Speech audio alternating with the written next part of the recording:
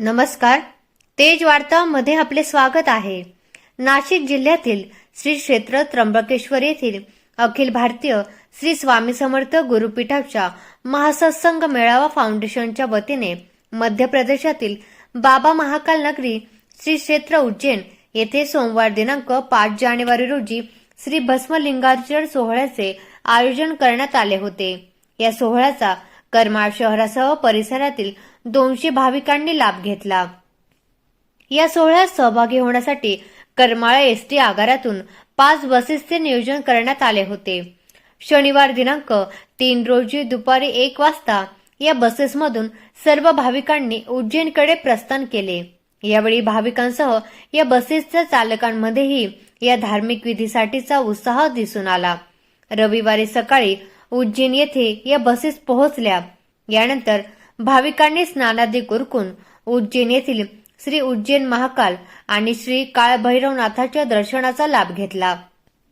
यानंतर दुपारी 4 वाजता उज्जैन येथील मंगळ मंदिरामध्ये मंगल ग्रह पूजन संपन्न झाले. सोमवारी सकाळी 8 वाजता भूपाळी आरतीने भस्मलिंगार्चन सोहळ्याची सुरुवात झाली. आरतीनंतर गुरुमाऊली परमपूज्य अण्णासाहेब मोरे यांच्या सानिध्यात प्रधान संकल्प घेतला गेला आणि देशाच्या कानाकोपऱ्यातून आलेल्या लाखो भाविकांनी भस्मलिंगार्चन सेवा समर्पित केली. 10:30 वाजताच्या महानैवेद्य आरतीनंतर गुरुमाऊली परमपूज्य अण्णासाहेब मोरे यांनी आपल्या हितगुजातून उपस्थितांना मार्गदर्शन केले. हितगुजानंतर सर्व सेविकांनी महाप्रसादाचा लाभ घेतला. महाप्रसादानंतर सर्व भाविकांनी 5 बसेसमधून करमाळ्याकडे प्रयाण केले आणि मंगळवारी सकाळी 10 वाजता सर्व भाविक करमाळा शहरात सुखरूप परतले.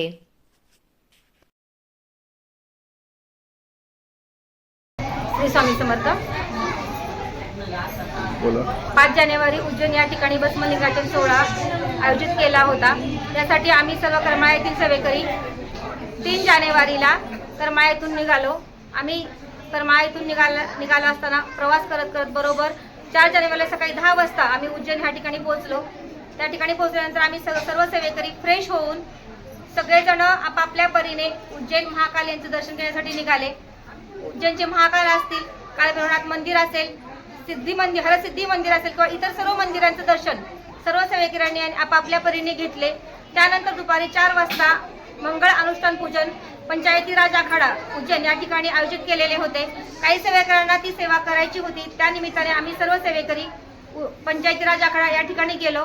मंगळ अनुष्ठान पूजन केल्यानंतर आम्ही परत सर्व आमच्या रूमवरती येऊन सकाळी बरोबर 5 वाजता सर्व सेवेकरी आवरून परत आमचं जे काही महत्त्वाचा जो काही ऐतिहासिक सोहळा होता भस्मलिंगार्चन सोहळा यासाठी आम्ही बरोबर सकाळी 5 जानेवारी सकाळी 6 वाजता आम्ही पंचायती राज आखाडा या ठिकाणी पोहोचलो आणि बरोबर 6 नंतर हळूहळू एक सेवेकरी जमा होत होते.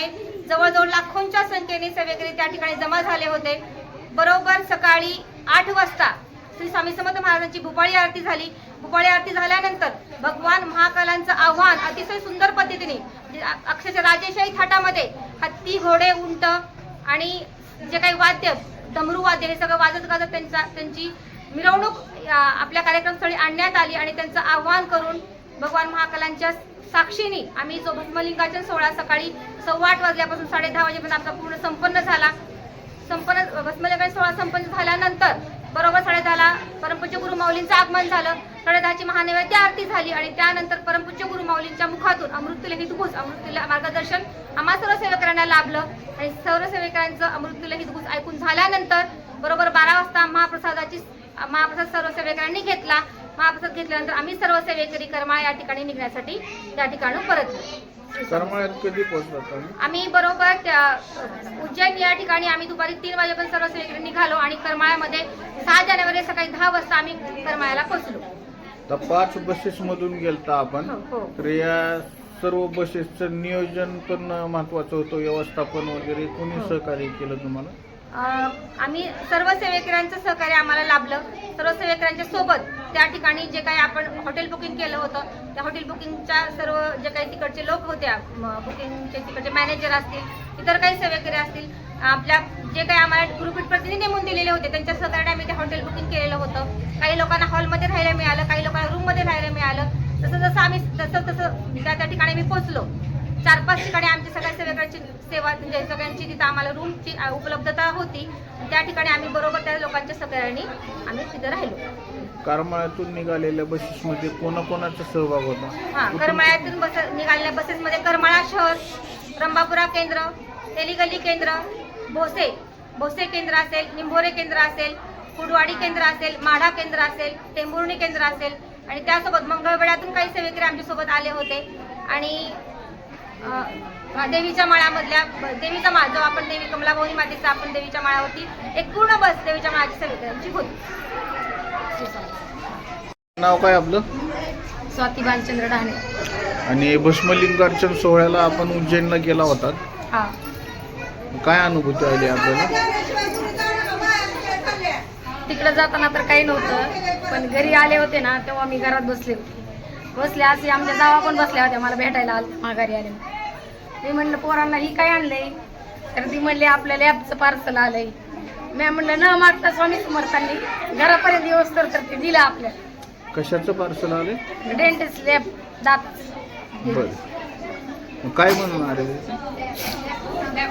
लॅब टाकायचं. म्हणजे तुम्हाला लॅब टाकायचीच आहे हां, आणि ते सामान कुरिअरने आलेलं आहे. सुरुवात करण्यासाठी तुम्हाला स्वामींनी एक आशीर्वाद दिला असं तुमचं म्हणणं आहे. हां.